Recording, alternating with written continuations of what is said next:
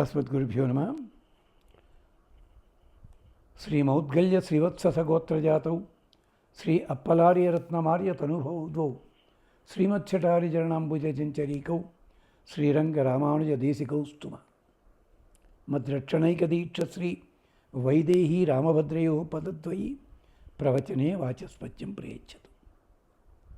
తాగుడు వల్ల మరో వ్యసనం వల్ల ప్రజలు పాడవుతారని చెప్పి నిషేధించాడు, శపించాడు శుక్రాచార్య వారు అంటాం కదా. మరి అలాంటి మహర్షులంతా ఉండగా పాచికలాటని ఎందుకు నిషేధించలేదు, ఎందుకు శపించలేదు? పాచికలు పట్టుకుంటే చాలు దెబ్బతింటారని చెప్పి. మరి నలమహారాజు పాచికలతో ఆడాడు, నాశనమయ్యాడు. అదే పద్ధతిలో ధర్మరాజు అయ్యాడు.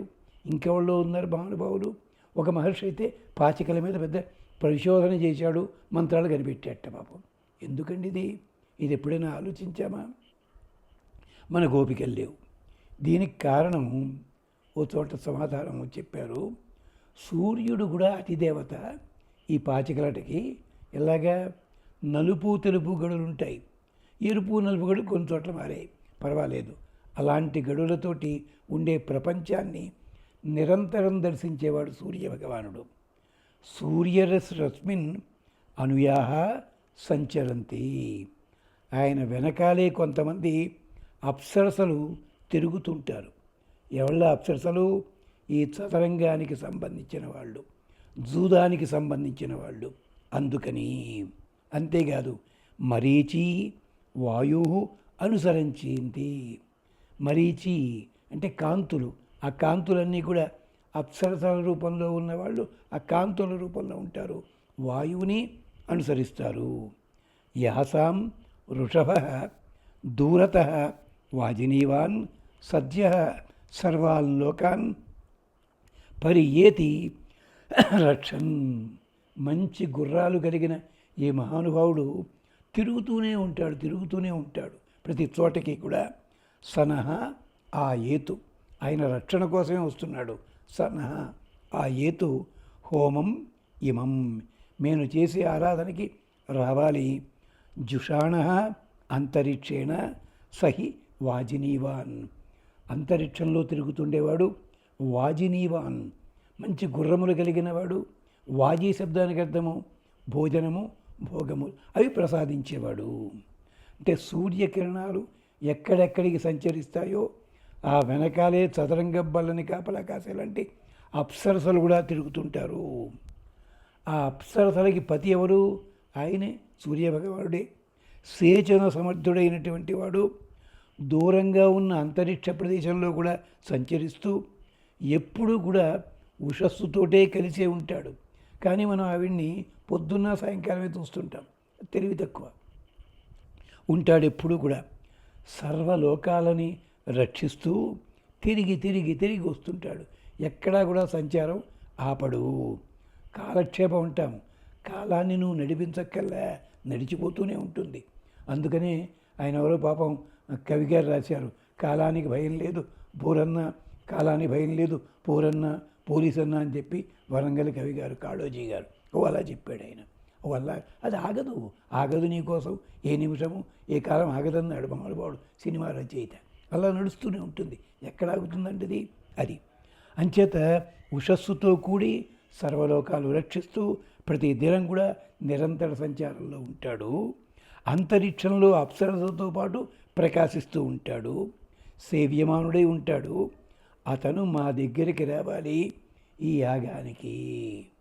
అందుకనే ఒకప్పుడు పాచికలాటకి వెళ్ళేవాళ్ళు ఎప్పుడు చేసినా, సంధ్యావందనం చేసినా చెయ్యకపోయినా ఉదయం పూట అనుసంధానం చేసేవారు పాపం జాగ్రత్తగా ఉండేది. అలాంటి వాళ్ళని మేము చిన్నప్పుడు చూసాం అలాగట. అంతేకాదు, ముందు జూదరి ఏమని ప్రతిజ్ఞ చేస్తాడో తెలిసిన, దండం పెట్టుకుంటాడు. చూడండి, ఎప్పుడైనాను అధర్ణ వేదం చెప్తుంది, యథా వృక్షం అశని విశ్వ హంతి అప్రతియేవ అహం అద్య కితవాన్ అక్షై బధ్యాసం అప్రతి. ఇది నేను స్వార్థం కోసమే చెప్తున్నాను, నిజమే.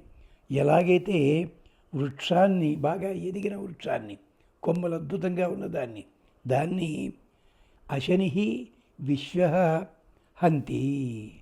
ప్రపంచాన్ని నాశనం చేయగలిగిన పిడుగుంది చూచారా, ఆ చెట్టుని ఎలా నాశనం చేస్తుందో, పడితే ఒక్కచోటే దాంతో నాశనం అయిపోతుంది చెట్టు. అలాగే నేను కూడా అప్రతియేవ అహం, నేను ఎవడు నాకు సాటి లేకుండా నన్ను ఎవడు ఆపలేడు. అలాగే నేను కితవాన్, ఎవడైతే జూదమును స్వార్థం కోసం వాడతాడో అలాంటి వాడిని అక్షై బధ్యాసం అప్రతి, ఎదురు లేకుండా వాణ్ణి అక్షములతో కట్టివేస్తాను.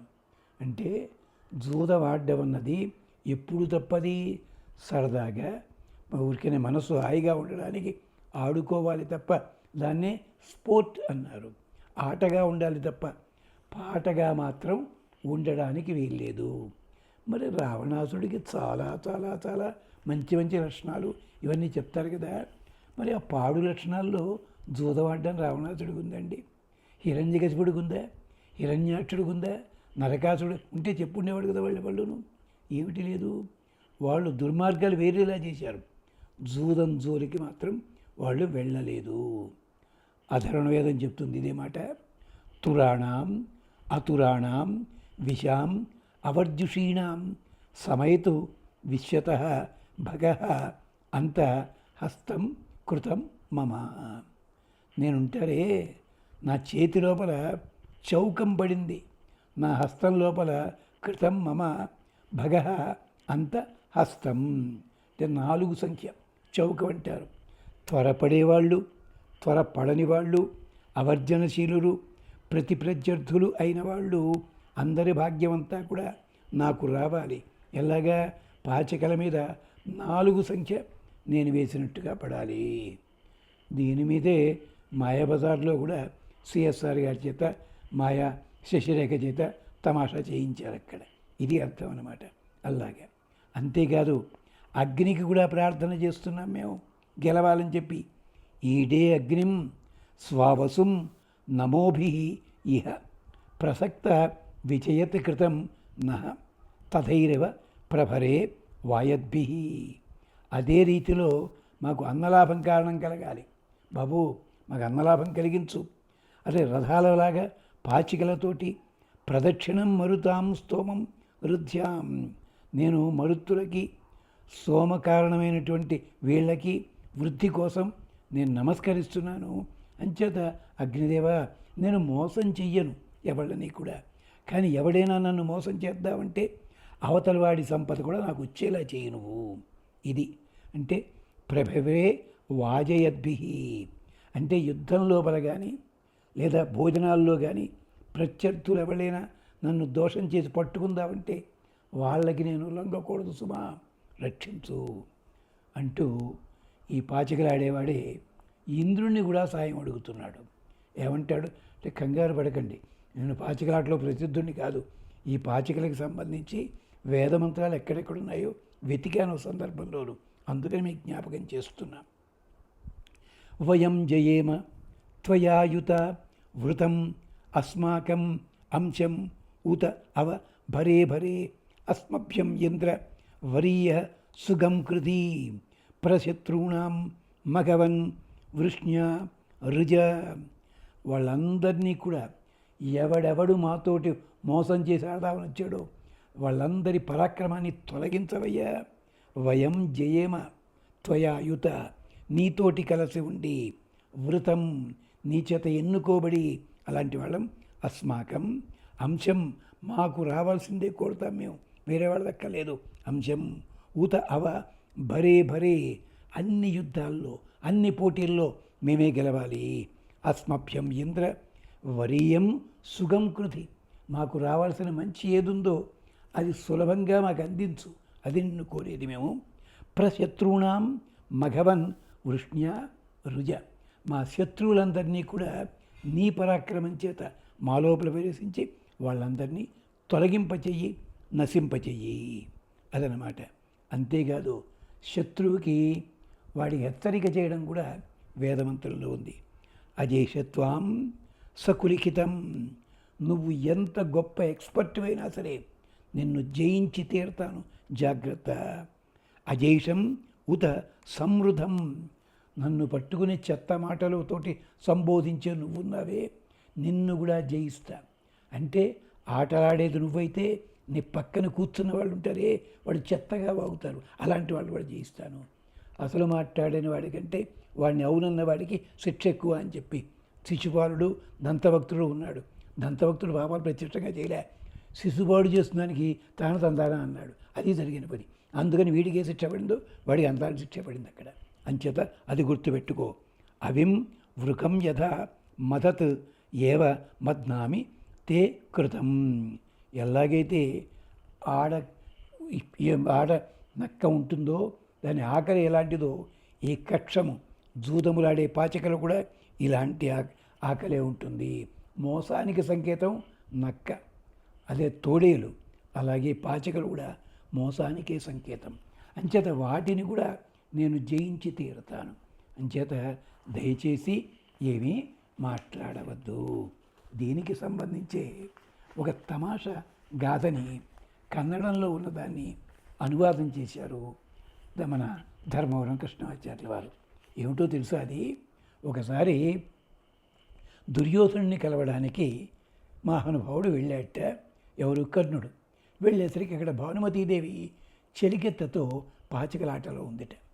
భానుమతి అంది, లోపలికి వచ్చావు కదా, ఎంత ధైర్యం అండి, ఆయన లేకపోతే లోపలికి వెళ్ళొచ్చా? కానీ కర్ణుడికి దుర్యోధనుడికి అంత ఫ్రెండ్షిప్ ఉందన్నమాట. అందుకని లోపలికి వెళ్ళాడు. కూర్చోండి పర్వాలేదు అంది. వస్తాడు ఆయన, బయటికి వెళ్ళాడని. ఈ లోపల పాచికలాట నడుస్తోంది. ఈ లోపల చెలికెత్తే ఓడిపోయే స్థితిలో ఉంది. అందుకని కర్ణుడు ఉండబట్టలేక ఆ అమ్మాయిని పక్కకి తప్పుకోమని చెప్పి తను ఆడడం మొదలుపెట్టాడు. ఆడడం మొదలుపెట్టి ఇంకొక ఎత్తు వేసేసరికి భానుమతి ఓడిపోయే స్థితికి వచ్చింది. చటుక్కున ఆవిడ లేచి నిలబడింది. కర్ణుడు అనుకున్నాడు ఆటలో ఓడిపోతూ సిగ్గుపడి వెడుతోందేమో అని చెప్పి చాలండి కూర్చోండి అని చెయ్యి పట్టుకు ఆపబోయాడు. ఈ లోపల ఏం జరిగింది? ఆవిడ కట్టుకున్న చీర పైట చెంగు కొస చేతిలో ఇరుక్కుంది. ఆవిడ చూసుకోలేదు, 2 అడుగులు వేసింది. నడుముకున్నటువంటి మొలనూలు టపక్కని తెగి చీర జారింది. వెనకాలని చప్పట్లు వినిపించాయి. అప్పుడు వెనక్కి చూశాడు మహానుభావుడు. ఏమిటి? దుర్యోధనుడు వచ్చి గుమ్మంలో నిలబడ్డాడు. అది చూచి భానుమతీదేవి నమస్కారం పెట్టి లేచిందనమాట. కానీ వీడికి తెలియక ఆటమత్తులో ఉన్నాడు కదా, అందుకని. అక్కడ దుర్యోధనుడి గొప్పతనం, దుర్యోధనుడికి కర్ణుడికి ఎంత స్నేహం ఉందో చెప్పడానికి ఉదాహరణ. చప్పట్టు కొట్టి భానుమతీదేవితో అన్నట్ట, బాధపడకు, మా మిత్రుడు ఆటలో హడావిడిగా ఉన్నాడు, నేను అవమానించడానికి కాదు, వదిలిపెట్టే, నా స్నేహితుడు కదా అన్నట్ట. ఇది కూడా మాకు ఒకప్పుడు ఎస్ఎల్సీలో పాఠంగా ఉండేది. అలాగా అంతలా ఉంటుంది ఆట ఆడేటప్పుడు, ఇంత భయంకరంగా ఉంటుంది ప్రవర్తన కూడాను. అంతేకాదు, ఎందుకు గెలవాలి అంటే చెప్పింది వేదం, స్వార్థం కోసం కాదు. ఉత ప్రహాన్ అతిదీవ జయతి కృతం ఇవ శగ్ని విచినోతి కాలే యహ దేవకామ నధనం రుణద్ధి సం ఇత్ తత్ రాయ సృజతి స్వధాభి. నేను ఎందుకోసం అని చెప్పి ఈ ఆటలాడేది, ఈ ధనం అంతా కూడా నియమించడానికి, స్వార్థానికి కాదు, 10 మందికి ఉపయోగించడానికి నేను ఆడతాను. అందుకని ఆడతాను. ఎంచేత అతీదివా జయతి కృతం ఇవ స్వగ్ని విచినోతి కాలే. సరైన సమయంలో ఆ ధనాన్ని సంపాదిస్తాను, 10 మందికి ఉపయోగిస్తాను. అందుకోసం ఆటలాడతాను తప్ప నా స్వార్థం కోసం మాత్రం కాదు అంటారు. అలాగే ద్రుపదునితో ఆడే ఆట కూడా అంతరార్థం ఇదే. ఆ శ్లోకం చూడండి, విరాటపురంలో కంకోనామ ద్విజో భూత్వ మదాక్ష ప్రియదేవన. బృహదర్శుని దగ్గర నేర్చుకున్నాను, అందుకోసం వాడతాను. వైడూర్యాన్ కాంచనాన్ దాంతాన్ ఫలై జ్యోతిరసై సహ కృష్ణాన్ లోహితవర్ణాన్ శైవ నిర్వశ్యామి మనోరంజనిం అన్నాడు. ఎర్రటి రంగు దంతములతో చేసినవి, ఆటలో నియమాలు చెప్పినట్టుగా ఉన్నవి, వీటన్నిటితోటి కూడా నేను ఆడతాను. ఆటలో నియమాలు కూడా చెప్పాడు స్వామికి.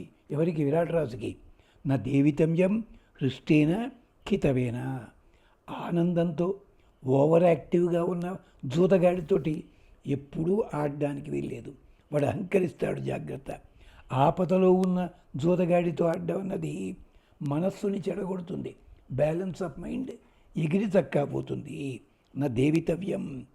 ఆడితే అలా ఆడినట్టయితే క్షితి వినాశస్య వాక్పరుష్యం అనంతరం అవిశ్వాస్యం బుధై నిత్యం ఏకాగ్నే ద్రవ్యనాశనం. ఇది కూడా చెప్పాడు. మొట్టమొదటి ఏమవుతుంది అంటే క్షితి వినాశం, నీ రాజ్యం పోతుంది. వాక్పారుష్యం అనంతరం, నోటుకొచ్చినట్టు వాగుతావు. ఇదే జరిగింది అక్కడ సభాపర్వంలోను. అంతేకాదు అవిశ్వాసం, ఒకళ్ళ మీద ఒకళ్ళకి నమ్మకాలు పోతాయి. అంతేనా? బుధై నిత్యం ఏకాగ్నే ద్రవ్యనాశనం. రాత్రికి రాత్రి మొత్తం అంతా కూడా దరిద్రం చచ్చి ఊరుకుంటుంది. అందుకని ఇంద్ర, దరిద్రం పోగొట్టేలాంటిది నాకు కాదు, 10 మందికి దరిద్రం పోగొట్టేలాంటి అక్షక్రీడ నేను ఆడతాను అంటాడు ధర్మరాజు. ఇతర విశేషాలు మళ్ళీ ఇంకో భాగంలో చెప్పుకుందాం. అంతవరకు స్వస్తి.